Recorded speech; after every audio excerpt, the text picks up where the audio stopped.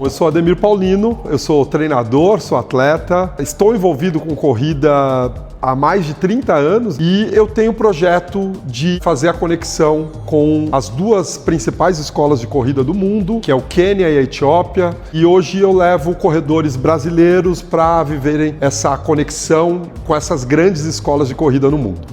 Olá, sou Marilson dos Santos, comecei a correr com 12 anos de idade na periferia de Brasília, competi nas principais provas aqui do país e do mundo. Entre elas fui tricampeão da corrida de São Silvestre, bicampeão da maratona de Nova York e ainda hoje possuo os recordes nacionais dos 5.000 metros, dos 10.000 metros e da meia maratona.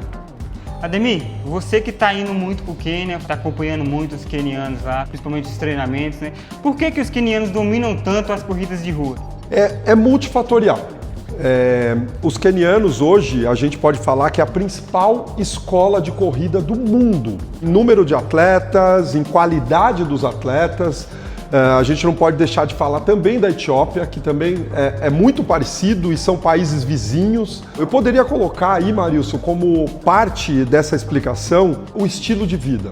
Todos os corredores saem de uma tribo só, isso que é muito interessante, né? O Quênia, ele tem mais de 40 tribos e os corredores, eles saem só de uma tribo, que é a tribo dos Kalendis. Então, a educação desse ser humano saído da tribo é diferente. Ele se desloca muito, é muito comum as crianças irem correndo para a escola, crianças de 7, 8 anos fazendo de 15 a 20 quilômetros todo dia, então tem uma base que vai formando esse ser humano a conseguir ser tão bom nesses deslocamentos, né? Uma outra parte importante nessa explicação é que a corrida de rua nessa tribo é a forma que eles podem ascender socialmente. Então, eles jogam todas as fichas na corrida. Um outro ponto também que vem da tribo, eles transformaram um esporte que é individual em coletivo. E é uma coisa assim, né? Você foi atleta profissional, eu fui atleta, eu tenho certeza que você muitas vezes treinou sozinho. E lá no Quênia, os treinos são muitas vezes em 300, 400, 600 atletas correndo juntos. Então, essa força do grupo, uma característica nossa como ser humano, nós somos gregários e interdependentes, isso também é uma parte fundamental na explicação. Eu acho que um último elo aí para a gente colocar dentro dessa explicação é a alimentação. Eles não comem produtos industrializados, então eles comem a comida na forma mais natural possível, o que eu vejo como uma vantagem. Então eu acho que todos esses fatores, somados a essa vontade de querer vencer, né, uma mentalidade vencedora, torna esses atletas tão diferentes e a principal escola de corrida do mundo. Marilson, eu sei que essa é uma pergunta que a gente podia aqui conversar bastante, mas a gente percebe que a corrida cresceu muito. Eu, como treinador, eu jamais imaginava que o esporte chegaria nesse ponto, de a gente ter quase 10 corridas de rua, em média, todo final de semana. O que falta, Marilson, para que a gente tenha atletas de alto nível dentro de todo esse movimento de corrida de rua? Boa pergunta, Ademir.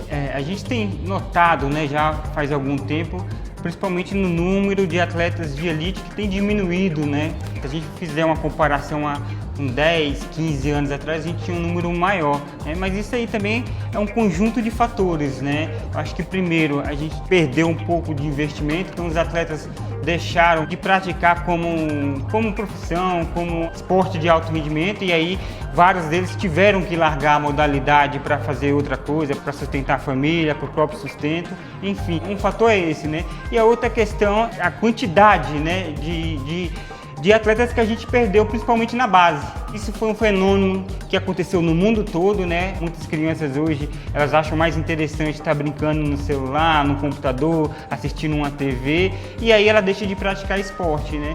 E o Brasil, particularmente, é um país que depende muito dessa geração de base, né? Que era a geração que não tinha nada disso, que brincava na rua, que jogava, praticava, enfim, todos os esportes. Então, esse número de praticantes na infância eram os atletas que iriam se tornar atletas de alto rendimento, e a gente perdeu isso, né? Bom, Marilson, o que faz das provas aqui em São Paulo serem diferentes do resto do Brasil? Bom, eu acho que se a gente for fazer uma análise bem fria, né, tem um apelo muito grande, né? A gente tem um acompanhamento, principalmente do público, isso é muito bacana. A gente sabe que aqui em São Paulo está o polo, né, das corridas de ruas. Então, as corridas aqui são sempre muito bem procuradas, né? Talvez por causa disso, também pelo charme da cidade e tudo mais, né? Acho que também uma outra situação que a gente encontra muito nas provas de rua aqui é a questão da altimetria, né? Então, São Paulo tem um relevo onde a gente está sempre subindo, descendo, dificilmente a gente encontra uma prova totalmente plana, né? Então é um outro fator aí que talvez as pessoas procurem, né, as provas aqui por causa disso. Vamos lá, Ademir, mais uma aqui. O que um corredor amador pode aprender com os atletas quenianos e aplicar no seu dia a dia? São mundos completamente diferentes, né? Eu acho que os quenianos, eles são a Fórmula 1 do esporte. Então, eu acho que a gente consegue fazer algumas traduções para o nosso dia a dia, para o corredor amador de maneira geral. Eu acho que, assim, entre elas, a simplicidade. No Ocidente, de maneira geral, a gente dá muito valor aos equipamentos, né? E dá pouco valor ao ser disciplinado, ao ser forte, ao ser resiliente. Eu acho que essa simplicidade que existe nesses países da África, tanto no Quênia como na Etiópia, eu acho que é uma grande lição, porque a gente está falando dos melhores atletas do mundo e que treinam da forma mais simples, né? O básico bem feito. E esse básico bem feito eu diria que é o sono, a alimentação e o treinamento, né? Esses atletas não estão nem aí para tênis de placa, não estão nem aí para relógios tecnológicos, para roupas tecnológicas, mas eles estão muito concentrados em manter uma rotina, em ser consistente, né? Você sabe, como atleta profissional, o quanto um atleta ele é formado em cima da consistência, né? Então eu acho que talvez a principal mensagem que eu posso trazer desses atletas é a simplicidade. Marilson, a gente tem muitas provas tradicionais no nosso calendário de rua, né? Tanto aqui em São Paulo como no Brasil. O que elas representam para o atleta de maneira geral?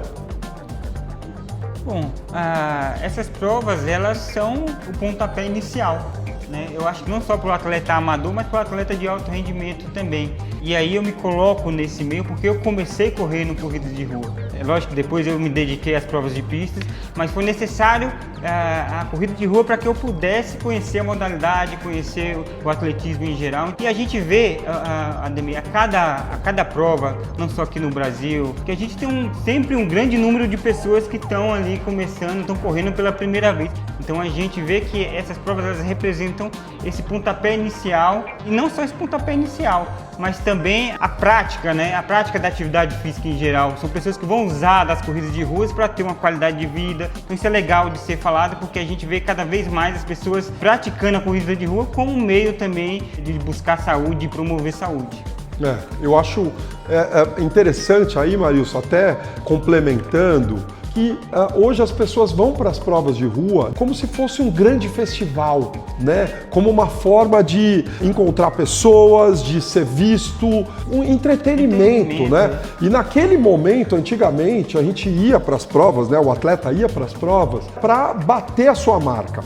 Eu entendo que hoje a gente ainda tem esse público, mas as corridas de rua se transformaram nessa celebração à saúde, celebração à qualidade de vida. Então eu vejo que essas corridas de rua, de maneira geral, têm um papel fundamental para manter as pessoas motivadas e também ser esse espaço de celebração de maneira geral. Bom, Marilson, maravilha estar aqui com você, um grande prazer, uma honra estar do seu lado. Eu que agradeço, foi uma honra estar aqui com você. E eu quero agradecer, né, ao Sesc 14 Bis por essa oportunidade.